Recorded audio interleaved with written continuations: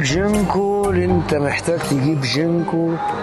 اهو عشان كده بالظبط انت محتاج تجيب الجينكو. الجينكو هي عشبه طبيعيه اسمها الجينكو بلوبا، ومن اهم الخواص بتاعتها انها بتحسن من نشاط الذاكره والتركيز، وكمان بتساعد على تنشيط الدوره الدمويه، وهي كمان مضاد للاكسده قوي جدا جدا.